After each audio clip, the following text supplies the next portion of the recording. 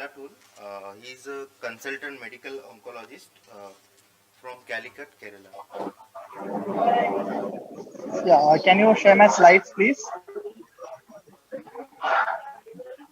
Yeah, we will share.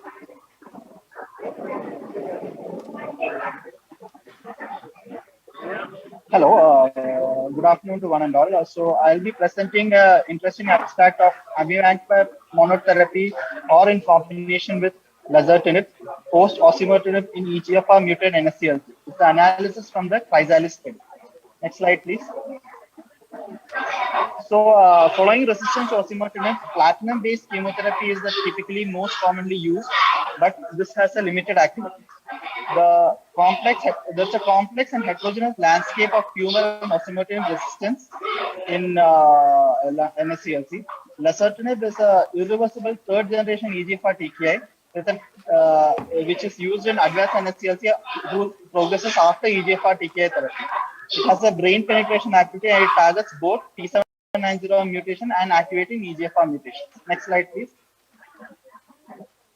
And about amivantamab is a EGFR MET bispecific antibody with an immune cell directory activity which acts on the extracellular domain of the TKI of the EGFR receptor. This was initially used in the EGFR exon 20 insertion mutation, which has inherent resistance to approved tyrosine kinase inhibitors. Next slide, please. So preclinical studies have suggested a potential synergistic anti-tumor activity when both extracellular and catalytic domains of EGFR are simultaneously targeted. So this analysis explores the addition of these two agents together after osimertinib failure. Next slide.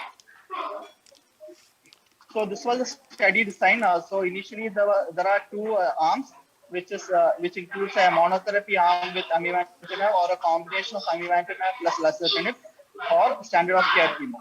So the initial monotherapy arm has multiple cohorts. That's the dose expansion cohorts, and either if it's and based on the T790 mutation and C797S mutations. The monotherapy arm is divided into multiple cohorts, and the combination arm is used in post-osimertinib NSCLC, and it was next slide, please. So based on the demographics and baseline characteristics, it was almost matched among all the groups. The median prior lines were around 2 in the amivantamab lazertinib arm and 3 in the amivantamab arm.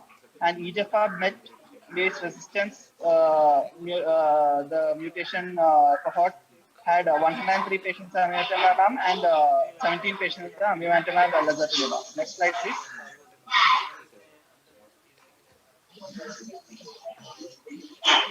So coming to the results, the amivantamab arm had an overall response rate of 90%, but the combination had almost double the response rate, that is around 36%. And the duration of response was also 9.6 months in the combination arm compared to 5.9 months in the amivantamab arm. Next slide, please. So over time, the responses also had a had a improvement in the combination arm. The median time on treatment was 5.6 months in the combination arm, with around 12 months was the response duration, and around 69% had response of greater than 6 months. And CNS progression was documented only 7% of the patients, compared to 17% in the single monotherapy arm. Next slide, please. So the authors concluded that the combination was found to have a higher activity and response durability compared to the monotherapy arm, with potential improved CNS protection, supporting the simultaneous targeting of extracellular and catalytic domains of EGFR by amivantamab and lazertinib respectively. The safety profile was also similar to previously reported experience, and the combination therapy was also safe to be used. Next slide. So the future directions, the CHRYSALIS 2 study and the phase 3 Mariposa study are the two trials which are going on in this at this juncture. So the cohort A of the CHRYSALIS Q study has already been reported in this similar same ESMO conference, and the rest of the cohorts reports are awaited. And the phase 3 Mariposa study also, which is being done on common EGFR mutations for the combination with treatment naive patients, comparing with osimertinib, is also a very important study, and the results are eagerly awaited. Next slide.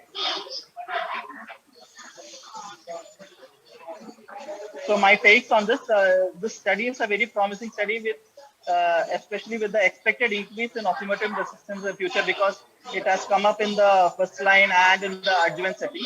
So this study is a very important study in this regard, and it's the first study using a combination of targeted agents in lung cancer with different mechanisms of action. So as I alluded previously, Mariposa and other cohorts of the CHRYSALIS study will provide more insight into the biomarkers and how to and about the usage of this combination. Thank you.